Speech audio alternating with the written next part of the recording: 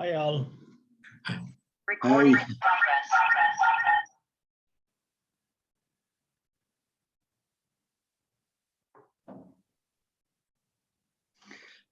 Welcome, Professor Seshagiri. We have just gone live. We'll just give 2-3 minutes for everyone to log in. Sure, Start at sure. 3:30. Yeah, so. Sure.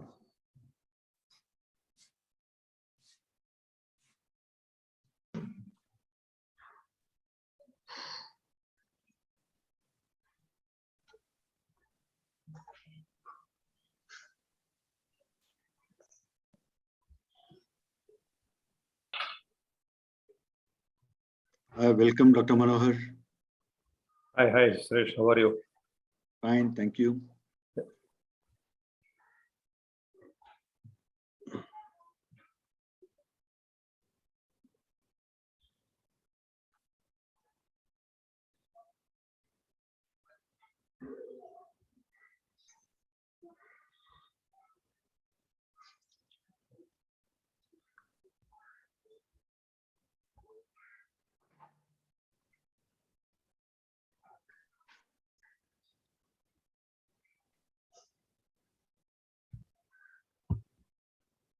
So it's 3:30, Suresh. Okay, we'll go live. We can start. Yeah. Welcome everyone. Thank you for joining us for today's webinar. So today we are presenting commercializing cell therapy products in India. I welcome all the speakers and the attendees for this webinar. So this is going to be the agenda for the webinar today. So before we get started, if you have any questions during the presentations of the speakers, please type them into the question box. We will collect them and address your questions during the question answer session at the end of today's webinar. So I would like to introduce Mr. Narayan Suresh, who is the Chief Operating Officer of ABLE, to give us a brief introduction of ABLE and the webinar. Over to you, Mr. Suresh. Thank you, Intrila. Good afternoon to everyone. So this is yet another monthly webinar series. We started way back 2 years ago during the lockdown, and we have continued the tradition even though now events are happening with the vengeance in Bangalore and all the other biotech hubs. The last 1 week itself, we have also conducted 2 webinars, 2 events in person, physical event, even the Vision Group meeting on biotechnology held on Wednesday as a hybrid, but most members chose to come online only. So we thought that ABLE will continue the hybrid model and continue this monthly webinar series because I think most of us have got used to the comfort of interaction over Zoom also, and we don't want to give up. And with the numbers going up and another threat of 4th wave looming, let's not give up what we have practiced and perfected over last 2 years. So the purpose of this webinar every month is to have introduce one topic. Biotech itself is a wide area with several sub-segments, and so today we are taking up stem cells as an area. What is interesting is way back in 2004-05 when I was the editor of Biospectrum, we did all the lists, 10 technologies to watch out for personalized medicine and stem cell. And by 2010, most of this will be commonplaces, what we predicted. Not only us, globally, all biotech medicines predicted at the time. Of course, we are, it didn't happen in 2010 or 2012. Now, I think 10 years later now, it's fairly now widespread, and we ourselves have many companies offering cutting edge products. So today's webinar, we will give you a thorough overview of what is happening in this field, with Professor Seshagiri giving what's the latest from the field of research, followed by 2 of our topmost stem cell research companies, Stempeutics and Eyestem Research, giving you, because they already have had products got approved, and they are making available this product not only in India, even many foreign countries. One thing you'll notice, being such a specialized field, stem cell research, all our speakers are doctors. Only Mr. Krishnan and myself are the odd persons out, and we have added our own Dr. Balasubramania to give the closing remark. We have doctor from ABLE side also. So welcome you all to another monthly webinar. And this event has been supported by Stempeutics and Eyestem Research. We thank you, our valuable members, Stempeutics and Eyestem Research, for this support. With your support, we can continue many more such events every month with regularity. With that, I'd like to request our president, Mr. G.S. Krishnan, to talk about some exciting things we are doing in ABLE and his remarks on this technology and other things. Over to you, Krishnan. Yeah, thank you very much, Suresh, Professor Polani B. Seshagiri, Mr. Manohar, Dr. Lieutenant Colonel Pawan Kumar Gupta, Dr. Jogin Desai, Dr. Rajani Bhattu, my colleagues from the ABLE, and very distinguished participants today. A very good afternoon to all of you. And thanks for the initial intro, Suresh, very well said. But to quickly let you all know about ABLE. ABLE has been, in fact, we will be celebrating the 20 years next year by March. And we have actually been one of the biotech industry bodies very well recognized and by not only the state governments, but also the central, the DBT, and also the Department of Science and Technology. We have been taking a lot of initiatives, and of course, we always would like to do more. In fact, the webinar series is one among the initiatives which we have taken for the past 2 years, which has been very successful. And in fact, as Suresh said, it's still most of our sort of biotech fraternity still would like to have a virtual meeting. And but I should let you all know that we had a very successful sort of program, live program, way back in February. And it was something which was, after almost 2.5 years, we could have, ABLE could organize this bioeconomy event. And we had very distinguished participants and also supported very well by the government of Karnataka. We would like to do more for the segment, and we would like to see how such webinars, also meaningful topic like the one today, which is very unique and something which we have not done in the past.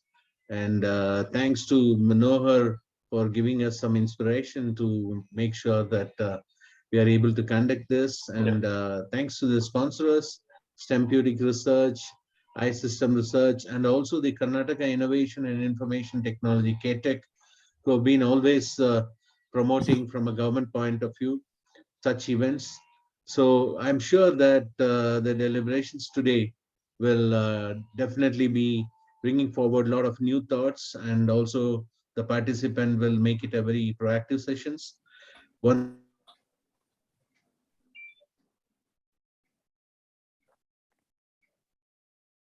to hearing from the distinguished speakers. Thank you very much, Suresh. Thank you, Mr. Yes, thank you. Thank you, Mr. Suresh and Mr. Krishnan, for the brief introduction.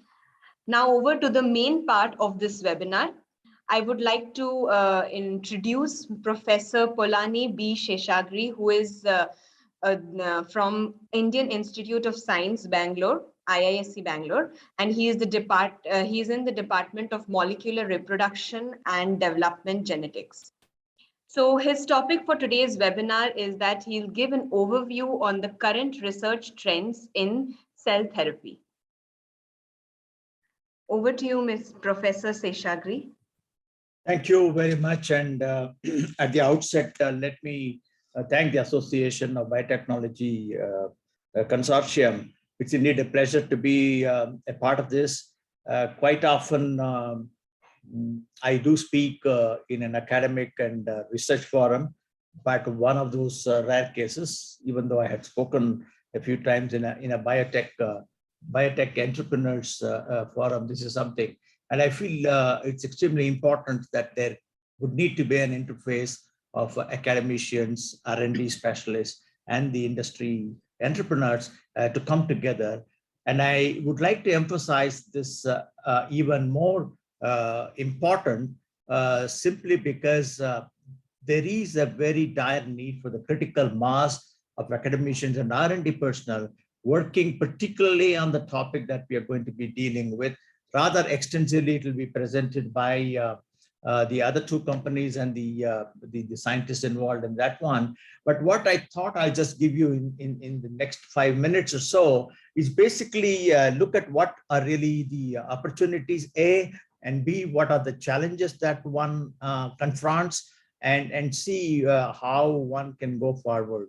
And being it's a kind of a brainstorming, I might be a little wild in what I speak, because to tell you honestly, this really requires, every session requires a lot of time for discussion in a very prudent manner. But in terms of the huge opportunities that one can have in this, needless to mention, the absolute need for stem cell based potential therapeutic options, I would say, for a number of human diseases. I don't want to reiterate that, but it is important to note that there are at least maybe even more than 50% of chronic diseases lead to mortality. And that's true regardless of any national context, and Indian context in particular. It is very devastating when some losses do occur. And there are a number of conditions. I will not go into each one of those details. Of course, one of the major ones would be hematological disorders. And our country has indeed made a real headway, not only from the point of view of conventional approaches of therapies, but also a newer trendy approaches using stem cells. So in that context, you have on one hand the adult stem cells, on the other hand, you have the so-called the pluripotent stem cells, A, the embryonic stem cells, B, induced pluripotent stem cells. So if you look at the biology per se, the adult stem cells, the induced pluripotent stem cells, India has had a lead, but not adequate enough for the system to catch up from the point of view of potential therapeutics used to stem cell based approaches, even though there is indeed a great need. One of the important thing what we need to realize from the academic and R&D research point of view is that much of the potential cell transplantations are actually focused on allogenic cells, be it MSCs or maybe iPSCs. But the huge challenges the academicians and the R&Ds and of course the cell therapy industries face is actually the issue of immune compatibility. So obviously, if you have an allogenic, with the exception of mesenchymal stem cells, there would be huge problems of histoincompatibility and therefore tissue rejection. And so there is a great need for carrying out research how to genomically, genetically modify the cells to become immune compatible to the recipients. And in this context, a number of countries do a lot of research. And in this particular context in India, we have a huge number of immunologists who actually look at corely or peripherally. But what lacks from the point of view of stem cell research is the critical mass of individuals who actually work with the issue of stem cell rejection from the allogenic cell types. That is number one thing that I think even though there are hardcore humoral immunologists and cellular immunologists or vice versa, and we have very good amount of expertise available across the national institutions and state universities, etc. But the number of individuals who actually deal with the stem cells allogenic histoincompatibility is rather limited. This is one huge challenges, and I do not want to profile what really are the trendy research, but there are a number of ways one can actually naive these potentially rejectable cells to become immune compatible. I will not give a tutorial lecture on that, but there are opportunities. There's a huge headway that academicians have achieved. And this is one thing that I would like to mention. The second thing I would like to mention is the differentiation biology of the iPSC cells. And we have huge challenges globally as well as nationally. This is something which is very important. Now, what are the challenges with respect to going a headway in our country is actually to increase the critical mass. either in an academic sector or in an R&D sector or in a cell therapy, potentially cell therapy industry sector. We require enabling atmosphere to get this done, be it infrastructure at small scale or large scale, and the national kind of a policies, particularly from the government of India point of view, and public funding infusion into an R&D, a dedicated R&D for cell-based products. We know very well in our country that we have done a quite extensive research and extensive product, even the so-called global pharmacy, from the pharmaceutical point of view. We have done reasonably well from the point of view of biopharmaceutical. But when you come from the point of view of cell-based therapeutics, I would say potential therapeutic, we are just very marginal. I mean, it is true even globally, but India in particular, we're just nowhere near that. And therefore, it becomes extremely important to make an enabling atmosphere in our country. And how can we just go forward? Yes, academicians are there. R&D research programs would need to be enhanced, particularly in this area of immune incompatibility or making them to be compatible is one area. Stem cell differentiation biology is another area. Government of India through various forums do provide academic research grants, but the government India's enabling methods to reach out to the business entrepreneurs, R&D companies, and cell therapy industries is substantial, but not adequate. So that's where one can probably increase the interface between a public funding and the private funding opportunities to boost the R&D sector and the industry's enabling methods to increase the productivity of these needy cells for a number of unmet need diseases for this. It is important to also mention at the end that unfortunately in many countries and in our country in particular have mushroomed in many places for the so-called unproven therapies. And that is something which really bothersome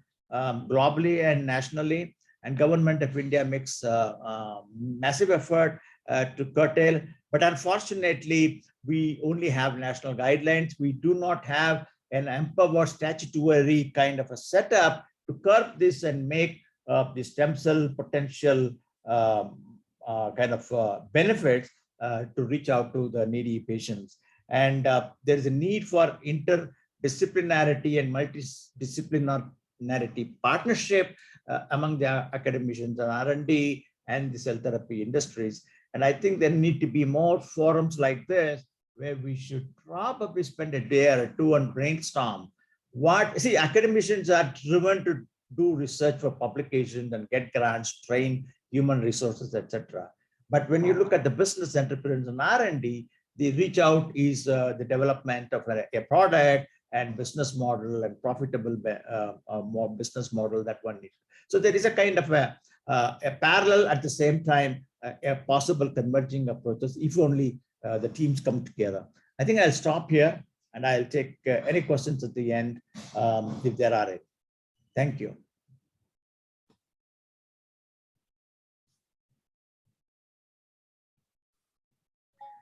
Thank you, Professor Seshagiri, for the wonderful talk.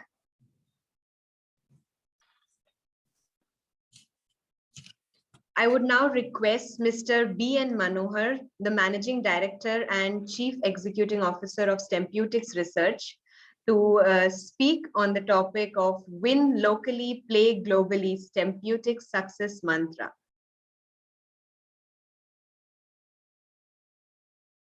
Mr. Manohar? Yeah, can you give me the right to display my PPT? Yes, yes, you can share. I'll just stop sharing the screen.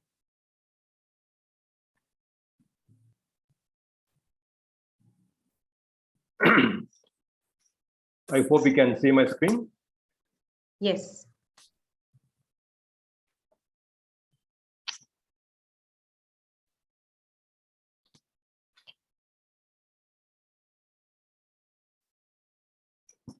Thank you once again for the opportunity, and good afternoon to all the participants of the webinar on commercializing cell therapy products in India.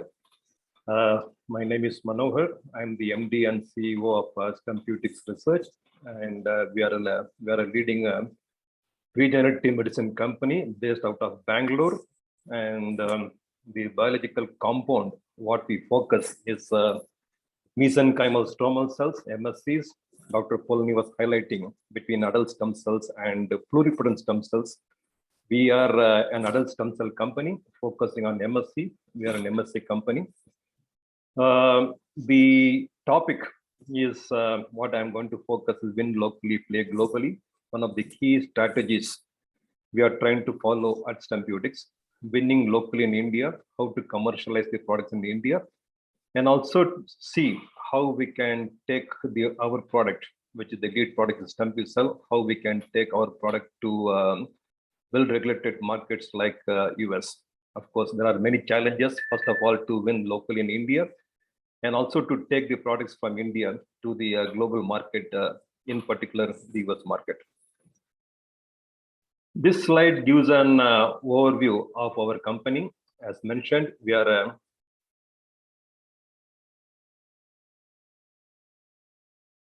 a leading regenerative medicine company in India with a stem cell platform technology for the development of treatment of immune-mediated and inflammatory diseases. We are focusing on multiple indications.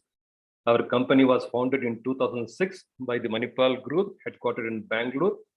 Our lead product is Stempeucel, and I think we are the first company in India to receive market authorization for the treatment of 3 indications: critical limb ischemia due to Buerger disease, critical limb ischemia due to peripheral artery disease, and knee osteoarthritis. So we have received the marketing authorization for 3 products in the last 2 years. We have co-development agreements with major pharma companies. Cipla is our marketing partner for critical limb ischemia, and also they are a shareholder in Stempeutics. And also we have co-development agreement with Alchem, another major pharma companies in India, where we are licensed our knee osteoarthritis product. We also have partnership with leading CDMO Chemwell Biopharma for manufacturing, where we are currently manufacturing ourselves, and shortly we'll be moving to Bangalore to manufacture our key product Stempeucel. The below graph gives the status of Stempeucel. So as I mentioned earlier, we have marketing approval for CLI due to Buerger disease and CLI due to peripheral artery disease. Both these products are already being marketed by Cipla for the last few months. Almost about 70 patients have been treated, commercial patients have been treated across India and across multiple hospitals. The second one is the knee osteoarthritis, which will be launched soon by Alchem in the next few months. The third indication is non-healing diabetic foot ulcer, where currently a phase 3 trial is in progress. And the last indication is perianal fistula due to Crohn's disease, where a phase 1/phase 2 trial is in progress in AIDS. So what we have learned of what we have done in India is we got the approval for CLI and we have started marketing in India and we are doing well. But when we try to go global from here to US, one of the critical challenges what we are facing is the clinical trial design. Whether the clinical trial design, whether the endpoints is globally compatible, the endpoints what we are selected in India, whether the same endpoints will be acceptable in the US or not. So this is one of the critical things which we need to take care when we design the clinical trial. In CLI, we have challenges when we try to move from India to US. Whereas when it comes to knee osteoarthritis, the experience what we learned in the clinical trial design of CLI, we could be able to fix it in OA. In OA, we have done a double-blind placebo-controlled trial, and the primary endpoint, what we are used in India, similar endpoint we can use when you go to US or Europe or even Japan. So it is very critical that the clinical trial design, we adopt in India, and if you want to use that clinical data, when you want to go from local to global, it is critical that the trial design is considered properly, and the endpoints what we use in India will be globally acceptable. So these are one of the critical points what we learned. And also when it comes to the product, the next slide, it gives the overview of the Stempeucel product. It is an bone marrow derived allogenic cryopreserved off-the-shelf product, where we screen multiple donors to aspirate the bone marrow. And once the bone marrow has been aspirated from the qualified donors, we create the master cell bank, the MCB1, MCB2, MCB3. And when we follow a pooling technology, which is something unique, we pull multiple donor cells to create the working cell bank. And from the working cell bank, we create the end product. So this is the technology, the structure, which we are the first one in the world to follow this pooling technology. And we have got patent across multiple countries on the process what we follow, and also the end product what we produce. It has been patented across multiple countries, including US, Japan, and EU. But the critical challenge here is whether the product what we have developed is globally compliant or not. Whether the cell bank what we are using, whether it's globally compliant or not. So while we followed the rules and regulations of ICMR and the rules and regulations of the DCGI what is laid on, when we moved from India to US, they told that these cell banks what we have produced in India will not be compatible or will not be compliant with the FDA. FDA requires that we need to follow or we need to test these donors in a FDA approved lab with the FDA approved kits. So there are so many other requirements are there when you want to really move or when you want to really use the cell bank from India when you move to the US. So this is one of the key things what we learned, where we need to we are forced to recreate once again the cell bank. When we create the cell bank, then once again we have to see whether the new cell bank is compatible with the cell bank what we are used in India. So one of the key things what we have learned is when we start creating or when we design the product, ensure that the product design is globally compliant, which is very, very critical if you want to globalize. Otherwise, we will be continued to be a local player. Now we are trying to see how to create a globally compliant cell bank so that the Stempeucel product, what we have developed from India, can go to US and we can take it to Europe or even to Japan.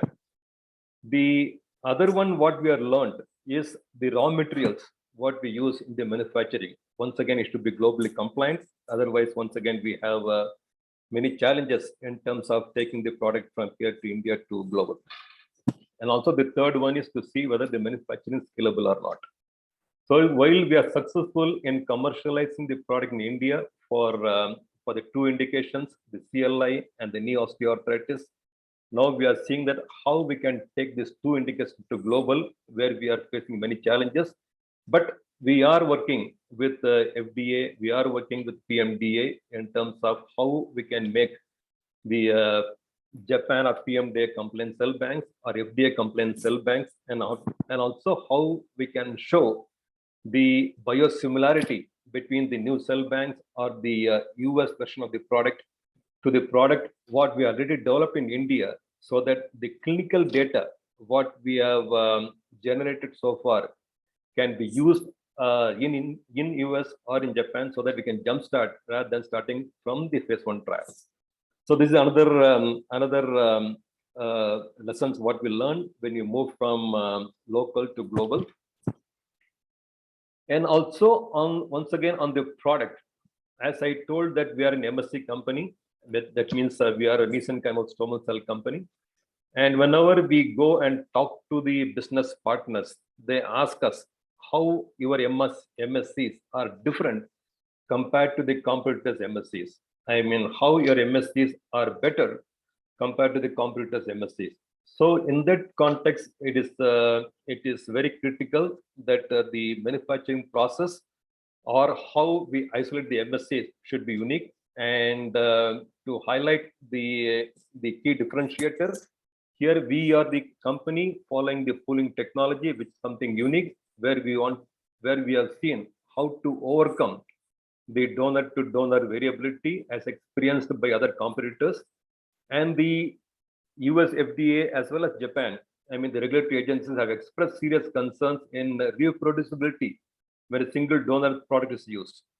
So here, since we are using the multiple donor cells and creating the end product, so we could overcome the donor-to-donor variability, and also pooling of donors allows us for use for large-scale production, thus enabling robust large-scale production and reducing to lot variability. One of the key things in biologics, in biotech product is how to maintain, how to show the consistency from batch to batch.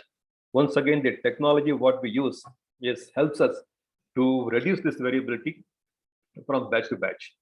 Since we are pooling, we have broader cytokines and growth factors. Once again, we can use for multiple indications. And the two-tier banking system, what we use also is helping us to reduce the cost of production. And the entire technology is proprietary, unique, and we could file the patent in India and across multiple countries. So the key here is the technology, what we are using should be unique. And also we need to show what are the key differentiators compared to the other competitors. So these are another things what we learned when we go for the business development. So to summarize the key challenges, one is design the product with global perspective in mind, check on scalability. So the starting material, the cell bank, the bone marrow, what we aspirate, the cell bank, what we create should be globally compliant, so that whatever data we generate is we can take it from India to the other countries, which is very critical. And also the process what we use is scalable process, so that we can move from the clinical trial. When you go for commercial, we are able to do the large scale manufacturing. The second thing is work with the regulators, create confidence. When we started our company in 2006, we didn't have the regulatory framework also in India. So we worked with the DCGI, we worked with the ICMR, and created the regulatory framework for cell-based products, for stem cell and cell-based products. So very critical. So always handshake with the regulators and create the confidence. Fix the CMC, the chemistry, manufacturing and control, and secure the strong IP. Once again, it's very, very critical, so that we are not infringing the intellectual property of any product. And also we have freedom to operate. When it comes to CMC, it is very critical that what potency assays we use for the various indications, so which will be very strong, so which we have to show that potency assay, we are able to show the clinical outcomes in the preclinical as well as the clinical studies is very critical. And also see that the potency assay, what we are using in India, whether the same potency assay will be acceptable when you go from India to US or to Europe or to Japan. Establish strategic alliance is very, very critical. We could establish the partnership with Cipla and Alchemy India. Now we are trying to see how we can tie up with the global pharma companies. That gives a litmus test in terms of what we have done and the acceptability of the product, okay, for taking to commercial stage.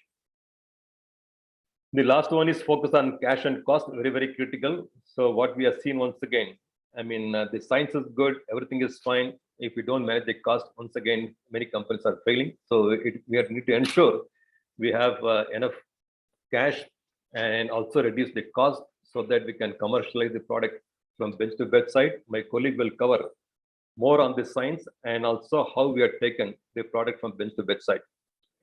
So focus on these 5 elements to build a successful cell therapy business. So we could commercialize 2 products in India. Now we are trying to see how we can take it from India to the global markets. As a company, we are facing the challenges, but we are trying to overcome these challenges and still see how to become a global company. I will stop here and I will hand over to my colleague Pawan to take it further. Thanks a lot.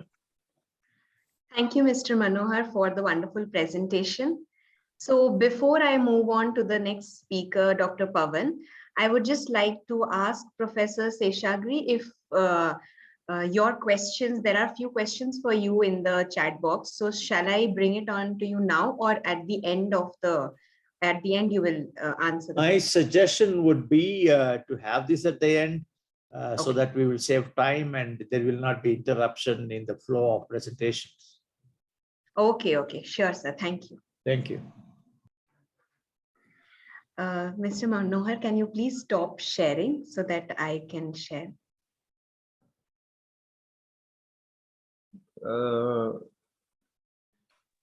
I think it has covered up. Okay. Okay. So I welcome the next speaker, Dr. Pawan Kumar Gupta. He's the Senior Vice President, Medical and Regulatory Affairs of Stempeutics Research. And his topic for today is Commercializing Cell Therapy Products in India, Journey from Bench to Bedside. So Dr. Pawan, over to you. Yeah, thanks a lot. Can you please stop sharing so I can share my slides? Yeah, thank you. I have done it. Yeah. Hi, good afternoon, everybody. And I would like to, outside, I would like to thank Able for giving the opportunity for this presentation. So I will be covering our two indications, that is osteoarthritis and critical limb ischemia, how we have moved from bench to bedside, and how we got the marketing authorization in India for these two indications. So before I go to the actual presentation, some small basics thing about stem cells. As we know, they have got the two important properties of self-renewal and differentiation. And actually, there are many types of stem cells, but we are focusing on multipotent stem cells, especially on the bone marrow-derived mesenchymal stromal cells. And we are focusing on these stem cells because of certain very good properties of these cells, because they do have efficient large-scale expansion. And main thing is these are the immune privileged cells. That is, they can be used across the HLA barrier without any matching. And there is no risk of any tumorigenicity or teratoma formation when we use these cells. So what are these MSCs? They are basically fibroblastoid or spindle-shaped cells. They are adherent to the tissue culture or plastic, and they have got a high growth potential. They have been identified by certain markers by the flow cytometry. They have been positive for CD105, 73, and 90. And these cells are actually negative for the hematopoietic stem cell markers, and they do not express the HLA class 2. And in vitro, they have the trilineage differentiation into osteoblasts, adipocytes, and chondroblasts. So there is always a debate that whether we should use the autologous cells or the allogenic cells, which are good. We are using allogenic bone marrow-derived mesenchymal stromal cells because it is a universal medicine, and there will not be any requirement of the patient biopsies, and it can be given to the patients whenever it is whenever it is required to be given to the patient. There is no wait period. But there are certain cons also. There are certain theoretical risks about the immunological incompatibility, which we don't see with the mesenchymal stromal cells. And of course, we do require a more strictest step for the quality control of these cells, for example, rigorous for donor screening and the release criteria of the cells. For the autologous cells, as we are aware that it requires several weeks are required before the patient can be given the cell, because it requires for time period for culture of the cells. And aging and the disease also affect negatively the stem cell function and may impair the effectiveness. And age-associated effects like that of telomere shortening, increased oxidative stress, accumulation of DNA damage, and decreased proliferation of the cells may also impair the effectiveness. And there is a decline in the angiogenic potential of these cells and other potency markers. Hence, these cells may impair the regenerative function of the cells in the specific indication. Just for that reasons, actually, we are favoring to use the bone marrow-derived mesenchymal stromal cell of an allogenic source. Now I will try to highlight a few slides on the regulatory guidelines in our country. We have got, for the regulatory framework, we have got also certain guidelines and rules also. The first guideline was issued by the CDSC or DCGI office way back in 2013. It was a guidance document for the regulatory approval of stem cell and cell-based product. This was a draft document. We are still yet to see the final document of this guidance document. Then we had the national guidelines on stem cell research in 2017 issued by ICMR and DBT. The first version of this document was issued in 2008, and the last version was issued in 2017. Then in 2019, ICMR and GBT and CDSCO came up with a guideline for the gene for the gene therapy. Then we had a guidelines in 2021 for hematopoietic stem cell transplantation. And in 2021, ICMR also came up with the evidence-based status of stem cell therapy for human diseases in 10 different human diseases. But the most important document, which are rules which have been issued by the DCGI, is a new drug and clinical trial rules 2019, which actually we have to follow and follow all for all the because basically these are the rules which we have to follow for conduct of the clinical trials. So actually all these guidance documents, they cover the autologous and allogenic product, they cover the stem cell banking, and for recommendation of use of stem cells for different diseases. Now, as per the new drug and clinical trial rules 2019, any cell or stem cell derived product or gene therapy product or xenograft intended, they are basically called the drug. And this will remain as a new drug and always be deemed to be a new drug. So it means that cell or stem cell derived products and gene therapy products will always remain as a new drug. Then in 2021, the government of India from the office of CDSCO, they have come up with a clarification document, which they have defined stem cell derived product means a drug processed by means of substantial or more than minimal manipulation. That means manipulation by genetic engineering, including gene editing and gene modification.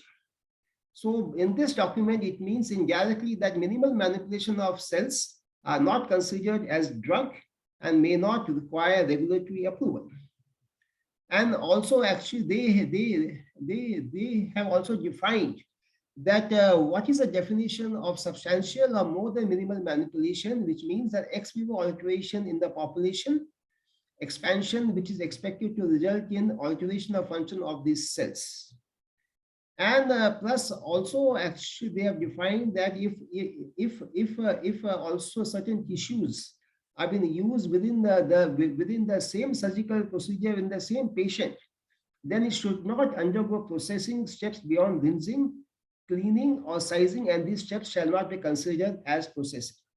They have also defined the steps which have been definition of minimal manipulation, which includes isolation of tissues, washing, centrifugation, suspension in acceptable medium, cutting, grinding, shaping, disintegration of tissue, separation of cells, isolation of specific cells, treatment with antibiotics, sterilization by washing or gamma irradiation, freezing, thawing, and such similar procedures. So all these steps, they do come within the span of the for the minimal manipulation. So the cells or stem cell derived product which have been processed by means of substantial manipulation are only covered under the new drug and clinical trial rules 2019. So what is the steps which are required for approval of an application for clinical trials from the DCGI? For the organization has to fill up the form known as CT04, which has to be submitted to DCGI or Indian FDA for approval of the clinical trial protocol. Before submission, they have to take the ICSCR approval of the protocol, and this ICSCR should be registered with the NAC SCRT. And once the application is submitted to the DCGI, then we have to present in front of a subject expert committee for cell or stem cell derived product. And based on the recommendation of SEC, the approval is granted in CT06 by the DCGI office to the organization. In certain circumstances, for trials using embryonic stem cells, iPS cells, or gene therapy products, we require an additional approval of the NAC SCRT before the trial can be conducted. And for any gene therapy product, we require additional approval from IBSC, RCGM, and GTAC from the ICMR. And before we initiate the trial, hospital ethics committee has to approve the trial, and thereafter we can initiate the trial. The whole approval process from the DCGI normally takes 3 to 4 months, and earlier it used to take more than 6 months, but now the time limit has decreased. Now I will come to the case scenario, how we have done from the journey from bench to bedside, leading to marketing authorization for 2 of our indications. This is how we have done for 2 indications for osteoarthritis and CLI. We had a Stempeucel product with Mr. Manohar had described. Then we did extensive in vitro characterization. We did extensive for the preclinical safety studies, which includes toxicity studies, single dose, repeat dose, immunogenicity study, genotoxicity study, immunological study, and also the teratogenic studies. Then once this preclinical safety has been completed and we could prove the product is completely safe, then we moved to preclinical efficacy study for each of the indications in an animal model for the disease. Thereafter, we got approval for conduct of the clinical trials, phase 1 to phase 3 and phase 4. And depending upon the data generated for clinical trials, we have got the manufacturing and marketing approval for these indications. So a total of 12 to 14 years it has taken us to come to the stage of manufacturing and marketing approval. This is our new GMP facility, which has come out in Camwell, which is the area of approximately 5,000 square feet. And we have got actually 2 for the GMP suits. And this is actually a few of the photographs of a GMP suit. This is a GMP suit, and plus a few of the equipments which are there inside the GMP facility. So as it has been told earlier that our product Stempeucel is a pooled product for 3 different donors. And from the advantage, one of the advantages is that with this pool technology, we can make more than 1 million patient doses. Then coming to the characterization of Stempeucel, the most important characterization is exhibits the immunomodulatory activity, which is enhanced upon priming with inflammatory cytokines. As we can see that once our cells are primed with inflammatory cytokines, interferon gamma and TNF alpha, there is increase in the IgO-positive cells, which increases the immunomodulatory capacity of the Stempeucel, and there is increase in liberation of the PGE2, which is anti-inflammatory marker, and plus also the percentage of the immunosuppression also increases once they're exposed to interferon gamma and TNF alpha in the inflammatory situation. Plus, also these cells do not express CD40, CD80, and CD86, which are basically the co-stimulatory molecules. That means once these cells are injected, these cells will not activate the allo T cells. So these cells will not be rejected once the cells are injected. They have been injected to as an allogenic source. Then coming to the indication of osteoarthritis. Osteoarthritis, as we all know, apart from the cartilage degeneration, it also has an inflammatory milieu inside the joint. There's an increase in the inflammatory cytokines like TNF alpha, IL-6, IL-1, and the MMPs, which leads to decrease in COL2 and proteoglycans. And once a Stempeucel is injected inside the joint into the intra-articular space, because of the immunomodulatory activity and paracrine activity, especially of the liberation of thrombospondin 2 or TSP2, which is a chondrogenic marker, it will stimulate the resident chondroprogenitors. These to increase in proliferation and differentiation of the chondroprogenitors to mature chondrocytes. This will lead to increased formation of SGAT, increase in the markers like SOX9, COL2, and RUNX2, and thus clinically the patients will have decrease in inflammation and decrease in pain. Before we could actually go to the clinic, we have done a preclinical study in a rat model of osteoarthritis using MIA monohydroacetate induced model of OA rat. After we inject the MIA into the intra-articular space, it takes approximately 3 weeks for the rat model to develop osteoarthritis of grade 2 and grade 3. And different treatment groups were there: normal control, disease control, HA treated, Stempeucel low dose, and Stempeucel high dose with HA. And we have time points of sacrifice of 4 weeks, 8 weeks, or 12 weeks. And plus these were the endpoints like pain sensitivity, gross pathology, histopathological grading, protoglycan staining, and biodistribution of the injected cells. The most important thing is that we saw the pain response once the cells were injected. For the black line is of the normal control, the red line is of the disease control, the yellow line is of the HA control, and the pink and the green line is of the high dose and low dose of the Stempeucel along with HA. So what we saw there was significant improvement in pain scores from this week 2 onwards, both in the Stempeucel high dose and low dose. And this significant improvement was seen till week 8. After week 8, only the high dose shows significant improvement as compared to that of the disease control. And the difference in the pain score between high dose and low dose was not significant. Secondly, we stained also the cartilage by safran to actually look at the proteoglycans at week 12. And what we have seen is that both in the high dose and in the low dose, we could see a positive staining for the proteoglycans with that of Stempeucel groups, and whereas in the HA group and in the disease control, we could not see any of the proteoglycan staining. And these cells also were stained by the human nuclear antigen to see the biodistribution and how long the cells stay inside the joint cavity. And we have seen that the cells stay for a minimum time period of 4 weeks after we inject the cells into the joint cavity. So with this evidence into the preclinical thing, we could easily say that these cells could actually regenerate the hyaline cartilage once the cells are injected into the joint. Now, based on this data, we had conducted a phase 2 trial earlier, which was a dose-finding study where we finalized the dose of 25 million cells. And based on the data, we went ahead with the double-blind randomized phase 3 multicentric study, placebo-controlled, to assess the efficacy and safety of intra-articular administration of Stempeucel. And the primary efficacy endpoint was WOMAC, which is the Western Ontario and McMaster University Osteoarthritis Composite Index as compared to placebo arm at a span of 1 year. And this WOMAC is an important endpoint because it takes care of the pain, physical function, and stiffness of the affected joint. And then we had the secondary efficacy endpoints, which include the subscores of pain, stiffness, and physical function. The pain by VAS was also measured.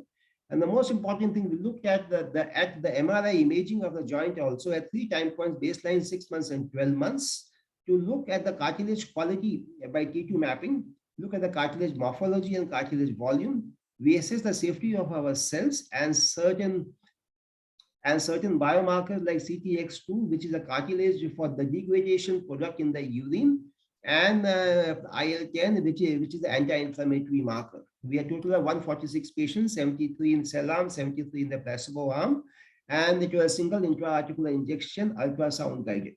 25 million cells were used for this trial. So coming to the primary endpoint, what we saw is WOMAC composite here. Here we can see this red line, which is of the cell arm, and blue line, which is of the placebo arm. Because in this trial, we have injected HA along with the cells. The effect of the HA, as we all know, it lasts for approximately 3 months. So you can see that the WOMAC composite score, both for cell and placebo arm, decreased till 3 months. And thereafter, we can see the differentiation of them. The cell arm for WOMAC composite score is continuously decreasing, whereas in the placebo arm, it has come back to the baseline. And the difference between the two arms was statistically significant from 6 months onwards.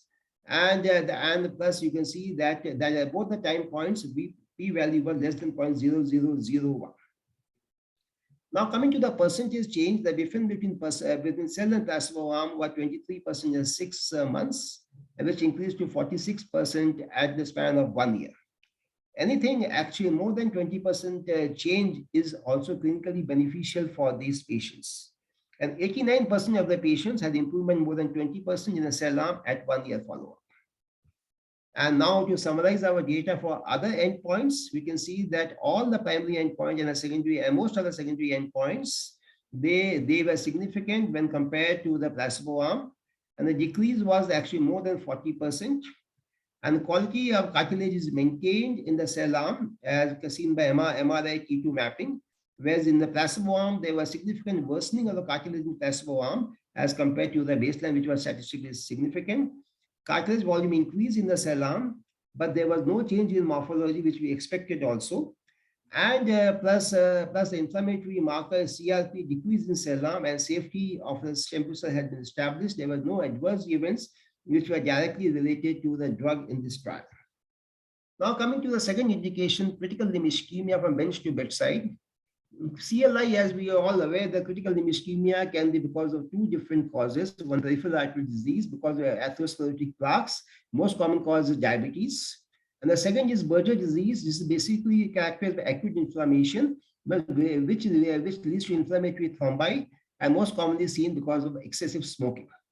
There is a gap in the treatment options. Buerger disease, the symptoms manifest in advanced age, and the diffuse and distal nature of disease, so the revascularization surgery is not possible, and gradually it progresses to the amputation of the limb, and there are no drugs approved for Buerger disease.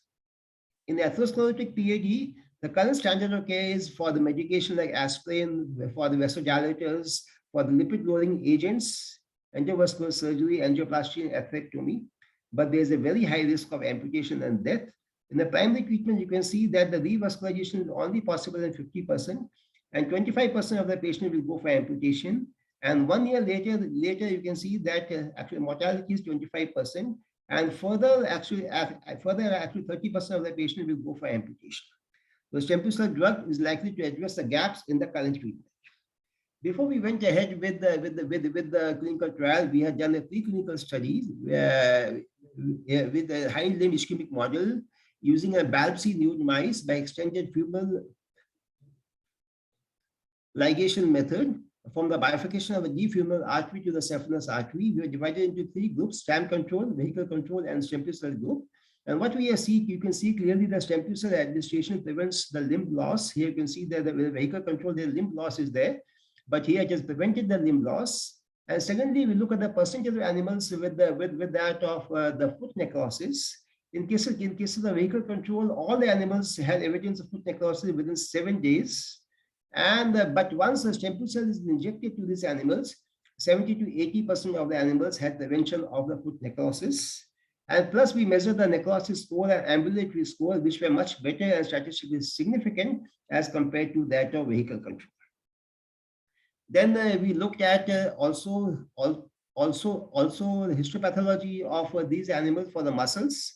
And what we saw is that Stempeucel treatment, it does reduce the ischemic induced changes of the muscle necrosis and decrease in the inflammatory cells. Whereas here in the vehicle control, you can see there's an increased evidence of the muscle necrosis and increase in the inflammatory cells.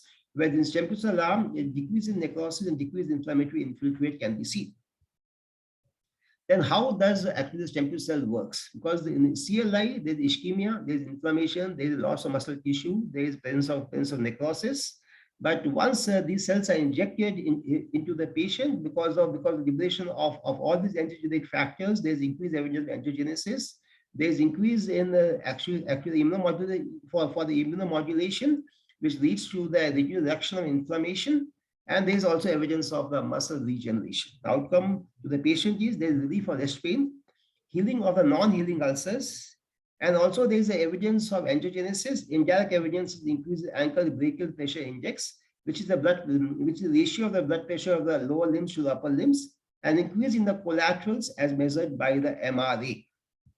So this is the method by which we inject the cells in the calf muscle. We make a grid, and 10 centimeter into 10 centimeter into 6 centimeter, 1 centimeter apart, the points are there. We inject 40 to 60 injections depending on the patient's weight, and the dose is 2 million cells per kg body weight. And we also, if the patient is having ulcer, we also inject around the ulcer. This is actually the data for the 184 patients for CLI in clinical trials from phase 1 to phase 4. And in phase 2, we had done a dose finding study, 1 million cells per kg body weight to 2 million cells per kg body weight.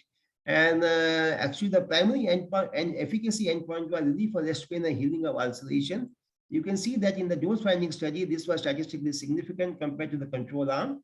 And all the secondary endpoints, ankle brachial pressure index, ankle systolic pressure, total walking distance, patients are made to walk on a treadmill at the constant speed of 3.2 kilometers per hour with the elevation of with the elevation of 12%. And also it was found to be statistically significant, and quality of life and MRA also to look at the collaterals were also found to be better in 2 million cells per kg body weight as compared to 1 million.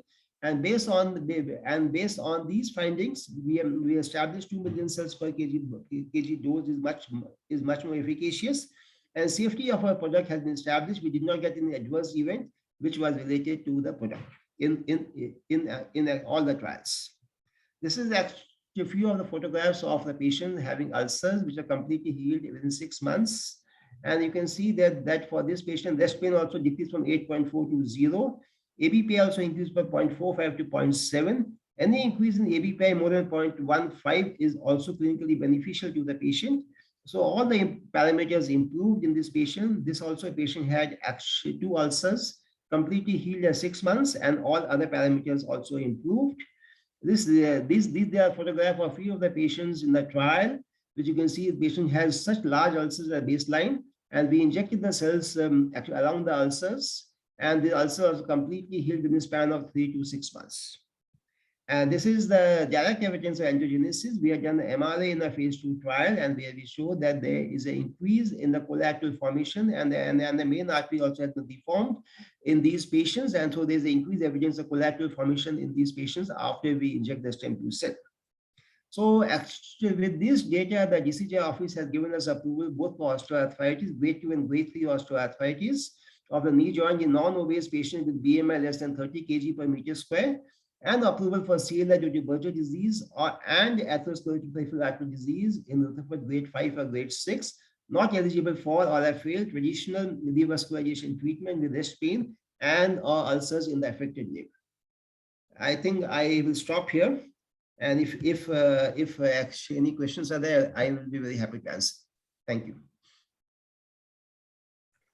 Thank you, Dr. Pavan, for the wonderful presentation. I hope all the attendees have gained a lot of knowledge from this. I would now like to welcome Dr. Jogin Desai, the founder and CEO of Eyestem Research. His topic for today's webinar is Lessons on Commercialization of Cell Therapy, the Eyestem Story. Thank you. Thank you for giving me the opportunity for able. I'm going to, can I just get, thank you. I hope you guys can see my screen. So I'll take you through where we are and how and what our journey has been so far and what to expect in the future. Dr. Jogin, just an interruption. So we would like to inform all the speakers that, many of our member colleges where this stem cell being taught as a subject, they're also streaming it to their students. So, they could. I would like students also to make use of this wonderful collection of experts to shoot their questions. Sure. Agreed. Okay. So here's the 4 things that I want to take everybody through. First of all, what's the problem we're trying to solve? So the problem is, obviously Pavan and Manohar also know this. If you look at current cell and gene therapy products for incurable diseases, all of them are estimated to cost more than $250,000 for a single injection.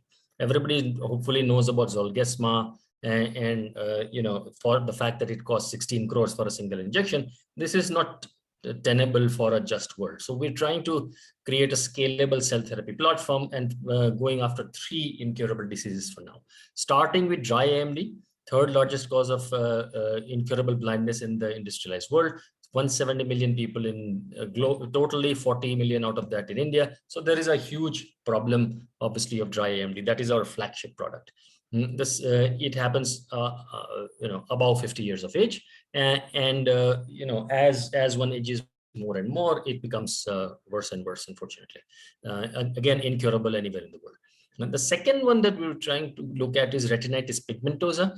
It is caused because of loss of photoreceptor cells. The first one is because of loss of retinal pigment epithelium. RP is generally for kids. Kids generally will lose the sight by the time they're 20 or 30. Obviously a massive disease. About 15 lakh kids just in India suffer from it. So this is again one of those things that has a huge human cost. And the third that we're trying to go after is idiopathic pulmonary fibrosis, which is for the lungs and the alveoli become fibrotic. The lung tissue becomes thick and stiff, and so it becomes more and more difficult to breathe and results in a lot of complications. So as I said, we want to democratize access to cell therapy and provide benefits to a larger section of humanity, right?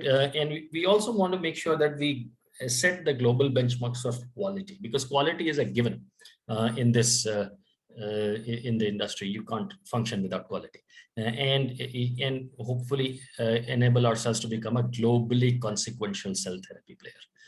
Right. So let me tell you a little bit about the three assets that we have. The first is the retinal pigment epithelium.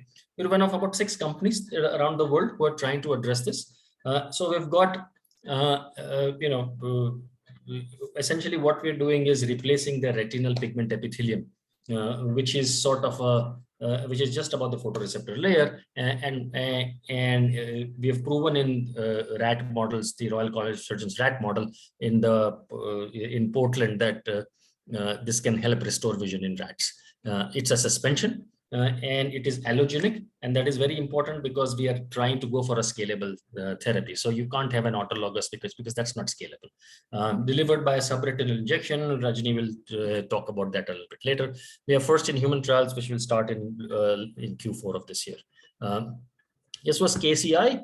So we had a very good, report. All of the stuff that you see here is from the report at from Oregon Health and Science University, where it was fairly glowing in terms of the safety as well as the efficacy of the product. I will obviously not go through every single point, but this is just so that you understand that if you want to become a, Manohar presented beautifully, how do you go from local to global? One of the things you would do is go to the centers for where the best things are done. So OHSU is the Center for Macular Degeneration Research. For example, every single company that is our competition as well goes to OHSU because they've perfected this art over the last 25 years. So it makes sense to go there. Right. And this is how the final product looks like.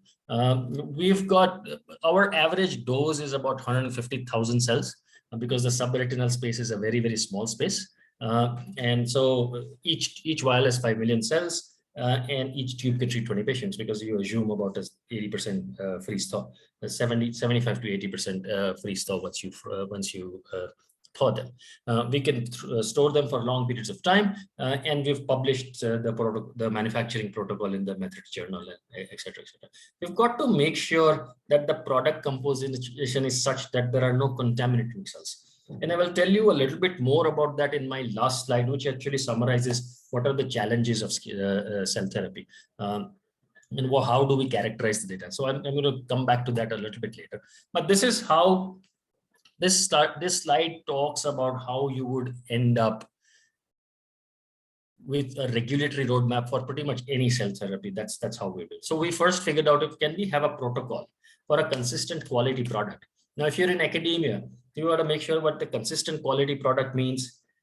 If I have a scientist who says I am the only one who can make this product, then that is useless for us as a company, because we need a protocol that can be replicated by others. So 3 people should be able to replicate the same protocol, and 1 person should be able to replicate the same protocol 3 times. So that's the consistent quality that comes in. You need to then show whether it is in vitro. You have these markers. There are RPE 65. There are so on and so forth markers. Can it show that it recapitulates whatever you would see as markers in the RPE? Then you would do a small pilot animal efficacy. Not spend too much money, but say, is it working? Or do you think it has the potential to work? You always publish, because peer-reviewed science is the best science in general. Keeping the science locked up, that makes no sense. There's a huge amount of CMC, which talks about what is the material that we use, what is the certificate of analysis, how do you qualify the vendors. There is a large amount of science in that entire CMC. The other thing we decided to do is, because cell and gene therapy is so new, we did a pre-IND with the US FDA, and we went through the entire protocol of which studies we are going to do, which rats you are going to use, what are our endpoints in rats, what is our clinical trial outline, how do you measure the primary endpoints as well as the secondary endpoints. All of that was discussed with the US FDA much earlier than what you would typically do.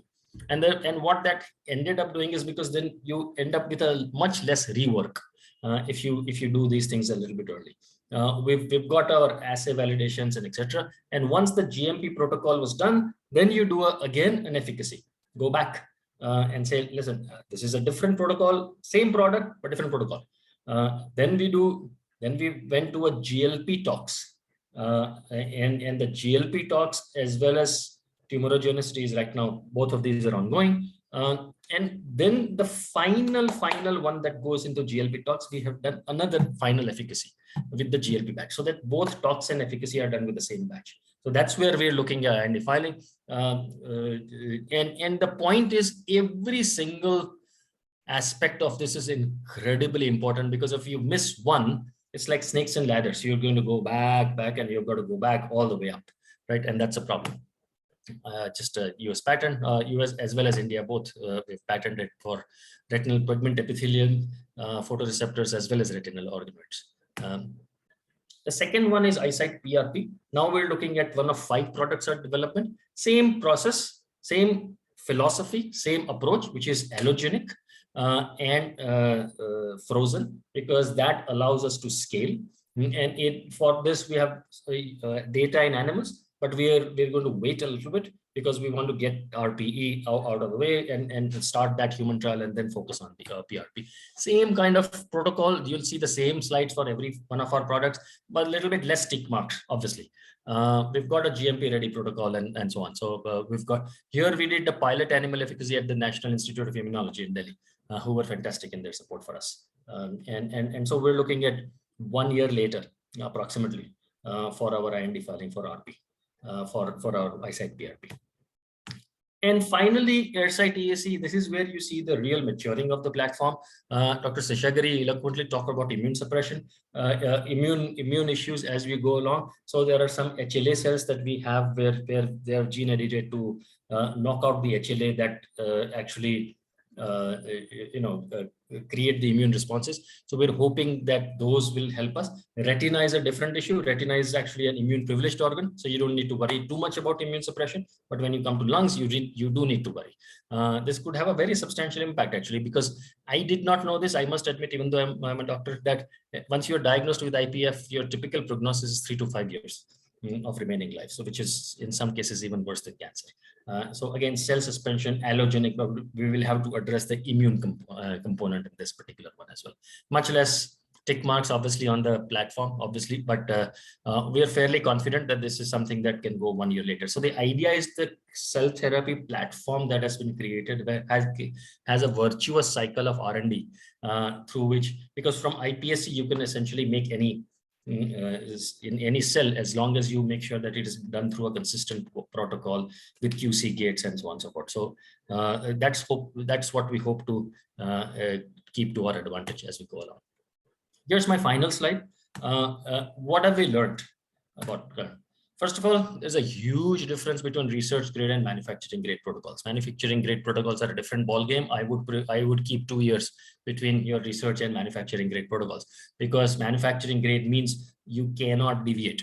I remember very, very vividly when we had the pre-IND with the FDA, and we said, we're going to do GLP animal studies with a non-GMP product, and when we go to clinical trials, we'll do a GMP product. And they said, well, it's got, and we said we will use, and the process will be similar. That's the word we used.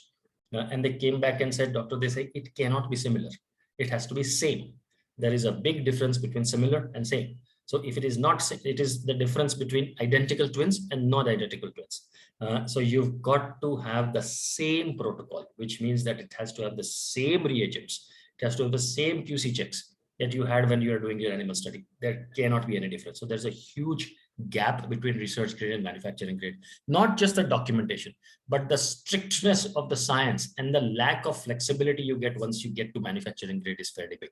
Because it's not just whether you can do it, it's whether anybody else who is trained like this can do it. And that's a very different mindset in science, as you know. The other thing is the quality outlook needs to be built from day one. It can't be built later. You've got to have the ability to document. What is not documented is not done. It's as simple as that.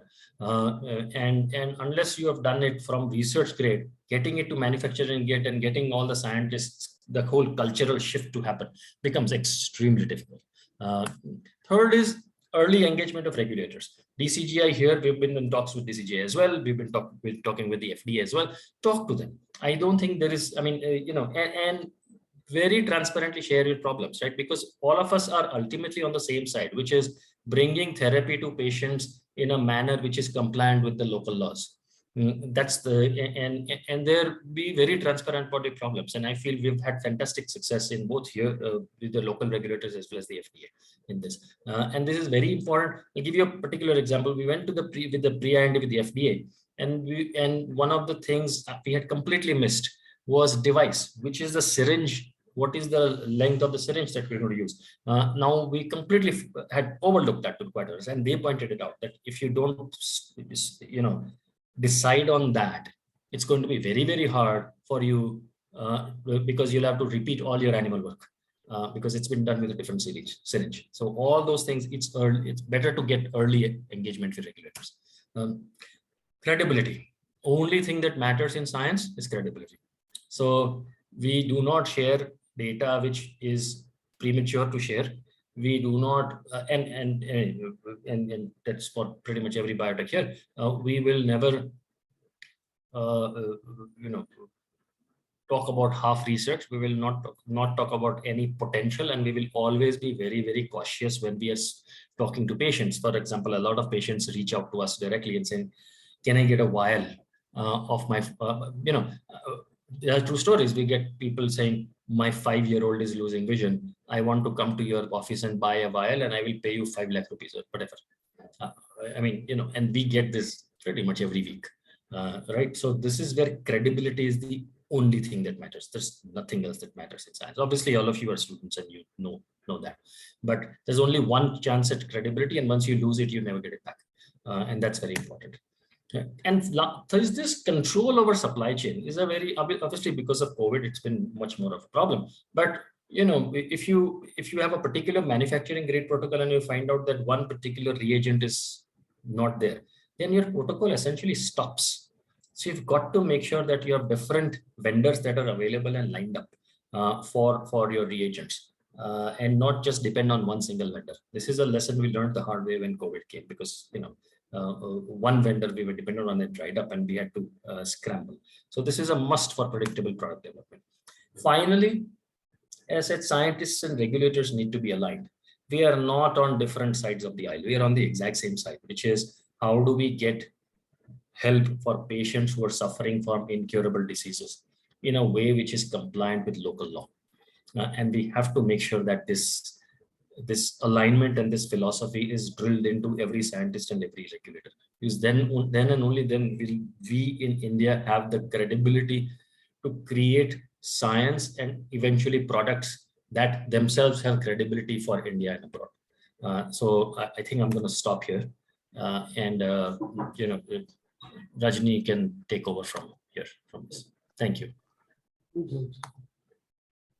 Thank you, Dr. Desai. So our last speaker for the day is Dr. Rajni Bhattu. She's the co-founder and chief medical officer of Eyestem Research. And she's going to speak on Eyecyte-RPE, the journey from manufacturing to bedside.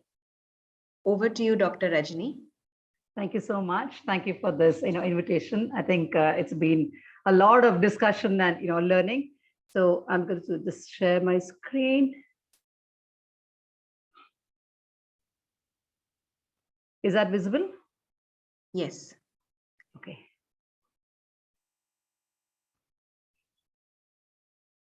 All right. Mine is going to be a little back to the basics before we go into the actual challenges, simply because I think there are a few patients who have reached out. There are students. So and I think in addition, the eye is a very different organ. Jogin has been talking about it. It's why it's got its immune privileged nature. It's quite difficult to access in several ways.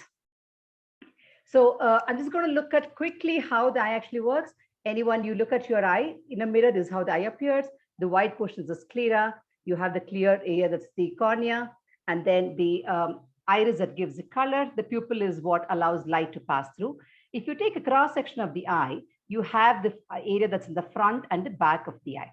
So the cornea and the normal lens, the cavity of the eye is filled with a jelly called the vitreous, and you have a layer that lines the wall from within, and that's the retina. And so anytime you look at anything, light passes through the front, the structures in the front, comes up to the retina, mainly at the macula, and through the optic nerve, it reaches the brain. Now, this is very important because of the reason that it's an extension of the brain, the structures in the retina are very, very complex. So this is how the eye appears when you look into the eye. That's the normal retina. That's the optic nerve. Now, this is the area that most of us are very interested in. It's called the macula. Now, in reality, this is only a structure that's only about 5 millimeters in diameter. That means it's less than half a centimeter square area. And all our reading, writing, vision, ability to identify colors, spaces, all of this comes from this macula. So histologically, the retina actually has 10 layers, and that's where all the complexity arises. The most important are these layer of rods and cones, and then the layer in brown or orange that's called the retinal pigment epithelium. So what we are doing, like Dr. Jogin mentioned, is the Eyecyte-RPE. So, I'll talk about that. So that single layer that we're looking at here, amongst these 10 layers, is what we're looking at. It's called the Eyecyte retinal pigment epithelium, or the Eyecyte-RPE. And the main disease that we're looking at in this condition, is called age-related macular degeneration, or AMD. AMD is probably the commonest cause why older people lose vision. It's quite a common disease, over the age of 70. Nearly, 1.5 to 4 crore people in India live with AMD. And while, many people would have heard of it, people getting injections in the eye, that's the AMD that's called wet AMD, which forms only about 10% of the entire disease, spectrum. And 90% of them is dry AMD, which has no treatment. So this is how it starts. They'll start losing central vision, and that can become a complete blur. While what is, important to know is that the peripheral vision remains, okay in almost all of these people. This is the cross section that we are back to. And this is the pigment epithelium that we're looking at. So that's the rods and cones. And in AMD, deposits called drusen start accumulating just under this, and a lot of inflammation and so on that occurs. All of that causes a damage and loss of that RPE, and which in turn causes a loss of this. What we are trying to do is to replace these cells with the Eyecyte-RPE. So this is how an eye with AMD looks like. All of these yellow orange spots that you see are actually drusen. This is someone with intermediate AMD. And like I mentioned about wet AMD, many of them bleed. So that's wet AMD. We are not looking at treatment for this because there are injections available for this disease. This is what we are looking at. The dry AMD, or it's called geographic atrophy, that area. And so a lot of the central macula loses its function in dry AMD. And that's someone with very advanced dry AMD. So this person typically would be legally blind. So he won't be able to drive, he or she won't be able to read, write, and so on. And so, this is Eyecyte-RPE that we've grown in vitro. We've heard enough about all of the, in vitro and the animal experiments that we have conducted. And so what we are planning to do is, if that's a normal, retinal animation, so there is a loss of this RPE, and because of that, the loss of the photoreceptors. What we do is to plan to inject that under the retina, or the RPE under the photoreceptors, so that these can actually revive to a large extent. And so lots of challenges associated with it. One is, of course, the patient itself. These patients are much older, and therefore, whether they have the systemic wherewithal to withstand such a surgery, the access to subretinal space is very difficult. While we could talk about the ease of injection, Dr. Desai mentioned about how the FDA was so particular about what is the gauge of needle that you're going to use, what is the syringe that we're going to use. Each of them has to be absolutely and definitely identified, and so this is the only way we are going to go with. So again, the number of cells that we're going to inject. The subretinal space is a very, very small space, and therefore injecting a lot of cells is not going to be possible. whether injecting a certain number of cells is sufficient. So of course, we have now come up to what looks like a Goldilocks number of what can be injected for about 100 to 150,000. And as the disease advances, the surgical difficulties become even more. And there are this is a complex vitrectomy, so there is the complications of the primary surgery itself. And like we said, unless we have a cell line where immunosuppression is not required, even while we say that the eye is immune privileged, we still need to immune suppress these patients. And therefore, these are older patients where they can withstand an immunosuppression of 3 to 6 months. These are the challenges that will come up as we go to do this in actual patients. I'm just going to talk. So that's how the injection actually occurs. As a surgical way of doing it. I'm just going to touch a little bit about the Eyecyte-RPE and the disease that we talk about, because we've had some patients asking about this on the group. So while AMD is a disease of the elderly, there are a large number of genetic diseases of the retina, the commonest being retinitis pigmentosa, Stargardt macular degeneration, and Leber's congenital amaurosis, and so on. So most of these occur in the younger population, and in retinitis pigmentosa, a lot of people progressively lose vision.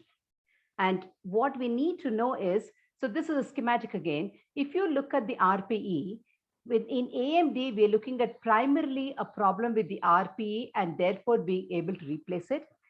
In retinitis pigmentosa and macular degeneration, because of genetic reason and so on, it is not only a problem with the RPE. It is a problem of the photoreceptors and secondarily the RPE. So the photoreceptors continue to degenerate because of a genetic nature, and because of which the RPE in turn starts degenerating. So you have an end disease where you have a loss of both the photoreceptors and the RPE cells. So the reason I'm pointing this out is, in this situation, it is not possible just to inject the Eyecyte-RPE alone. We will have to look at the Eyecyte-RPE, and if it's possible, a combination of the two. So this is just to tell you that it's not a very easy process. The whole process of getting the two layers to talk to each other, it's something that's quite scientifically challenging. So treatment of retinitis pigmentosa is a little away from as we speak today. So I have been practicing for almost 25 years, and I think what we have achieved in terms of cell therapy, and I would say honestly, not just for Eyestem, even Stempeutics, I think these are huge milestones in science. Especially from a clinical point of view, what we need to is to eventually treat people who cannot be treated. So I think these are huge milestones, but at the same time, it's important to understand that each of this takes time.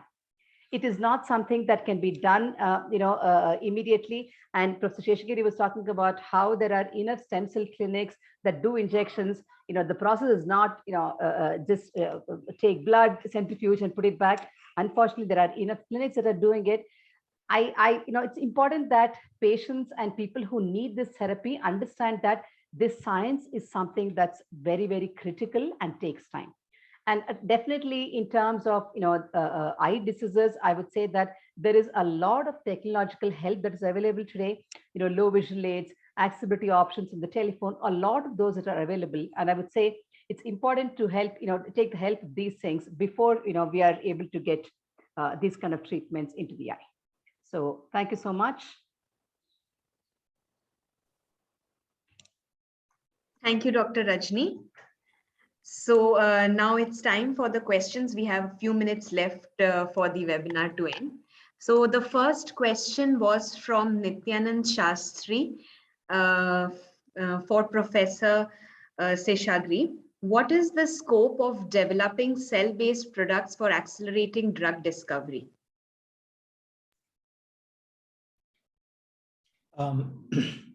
What is the scope of cell-based discovery for drug testing? I'll repeat. What is the scope of developing cell-based products for accelerating drug discovery? Oh, okay. That's a good question, but that is pretty much on the vogue. There are a number of cell lines, number of primary cells that can be used as cellular platforms to screen potential drugs, and this is pretty much that is ongoing. With respect to cell-based platform, from the stem cell point of view, yes, iPSC cells could be used.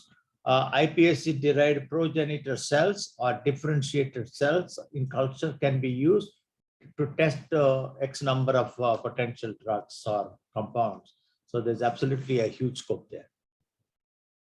Okay, I hope, Mr. Nityanand, the question, you've got the answer for this question. Another question was of how much useful for pharma is drug discovery and cellular products? Professor Seshagri. Actually, it's a different connotation of the same question, which the other person, Nityanand, has asked. Basically, there are, again, I would say there are huge scopes for using cell-based platforms for drug discovery, and particularly both pharmaceuticals and biopharma companies will greatly benefit if there are companies who provide this platform available. If it is a established cell line, not stem cell, but other differentiated cell types, cell lines, then it is relatively easy. But when you want to have stem cell based kind of a cell line, either iPSC as it is, ESC as it is, or a differentiated progenitor, as I mentioned, it requires some level of cell biology expertise to deal with this, because the propensity of these cells to undergo differentiation is very high. So on one hand, you have to maintain them in the same state of proliferation. On the other hand, you should prevent them from undergoing differentiation if you want to test this compound. So the opportunities, again, are huge, actually, right there. Thank you, Professor Seshagri. The next question is for Stempeutics. Do the patients also receive immunosuppressant drug while receiving Stempeucel? If so, which drug and dose? Is there any specific reason for not taking Stempeucel alone group versus Stempeucel plus HA? A question from Dr. Raza. Yeah, so to answer the question, thanks a lot for the question.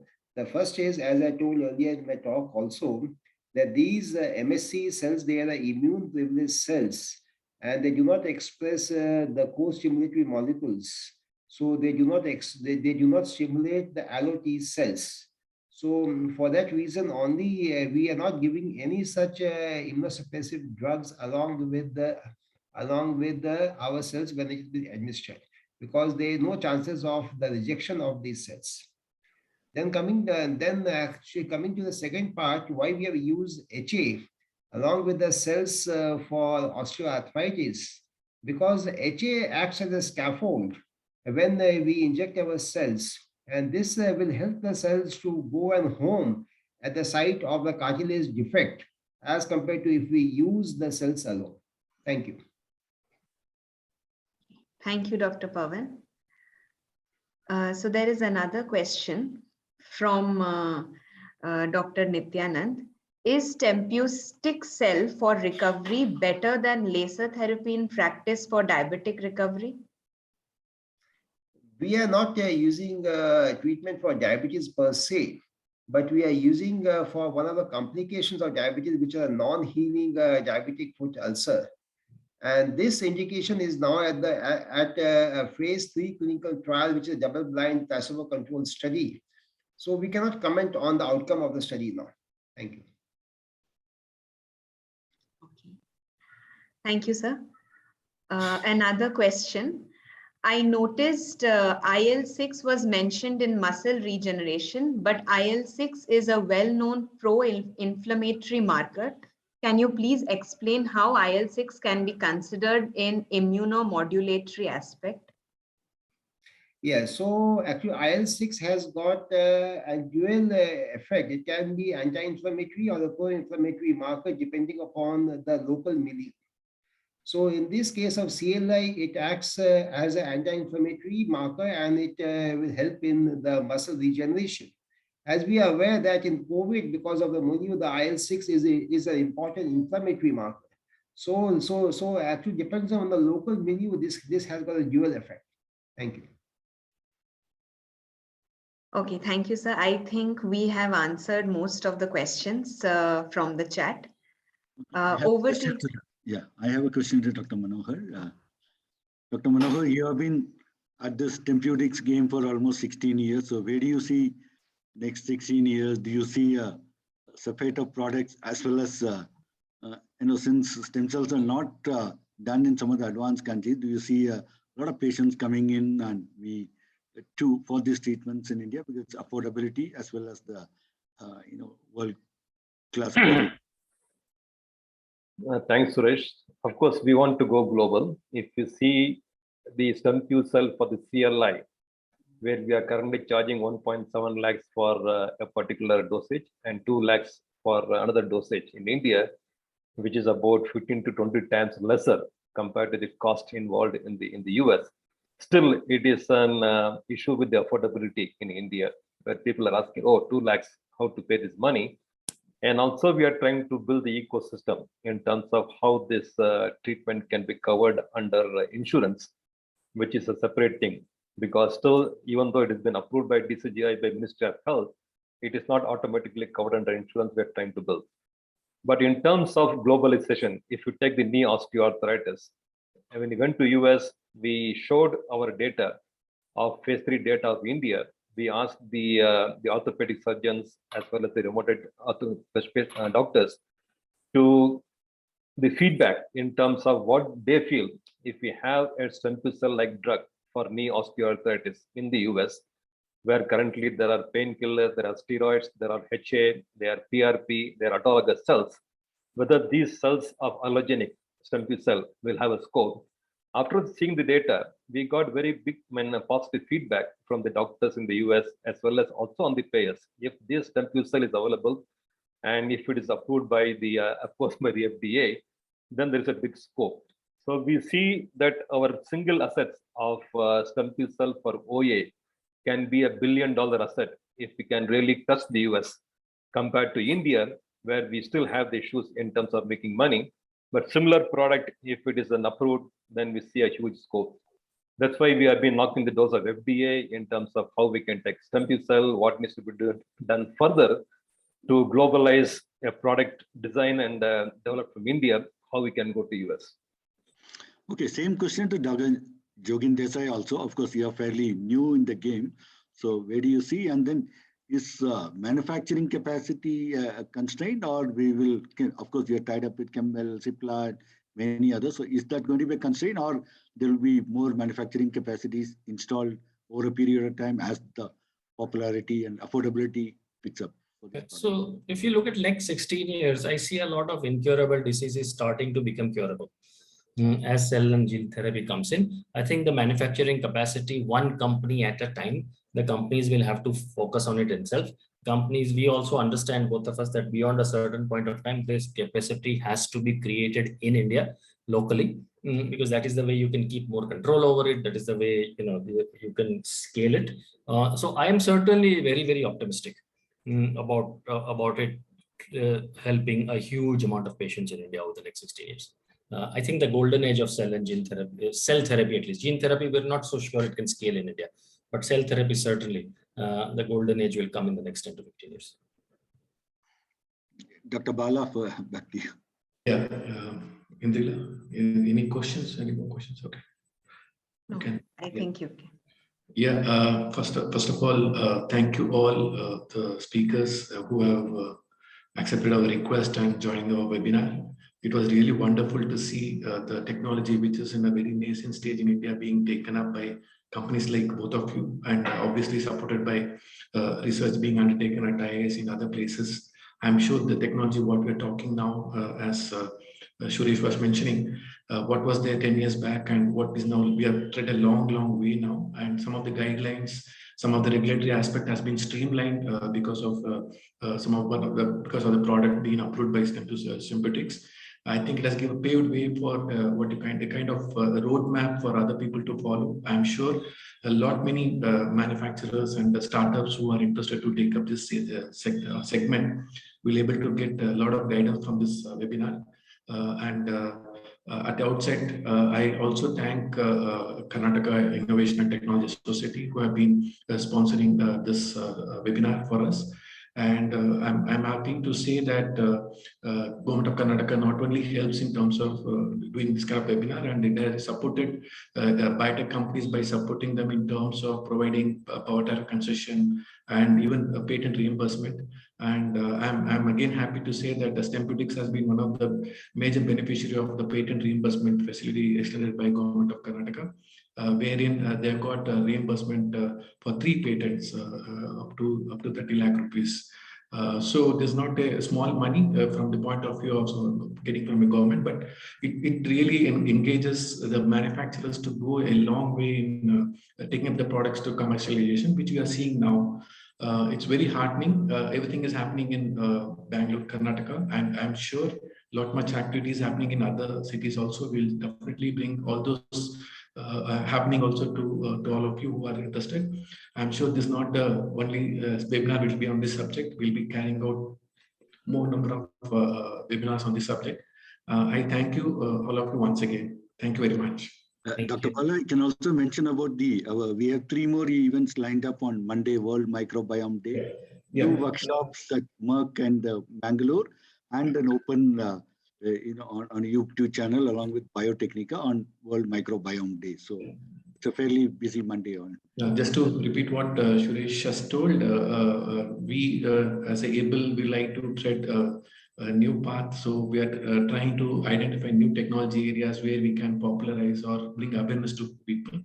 So on the occasion of World Microbiome Day on Monday, that is 27th July, so we are celebrating, or we are honoring all the research scientists, all those people, by making 2 programs. One, we have a workshop, hands-on workshop being conducted simultaneously in Mangalore and Bangalore with the help of Enopoya Research Center in Mangalore and Merck Life Sciences Bangalore. And in the evening 4:30, we have a webinar wherein we have startup and industry talking about the potential of microbiome, both in terms of product development as well as its application. I request all of you who are interested, please join those programs also. And many more are going to come from our side. I will keep you informed. Thank you very much. Thank you all. Thank you very much. Thank you. Thanks a lot. Thank you very much. Thanks, Bala. Thanks, Thank you, Suresh. everyone. Thank you, sir. Yeah, bye-bye. Thank you. Nice weekend. Thank you all. Thank you.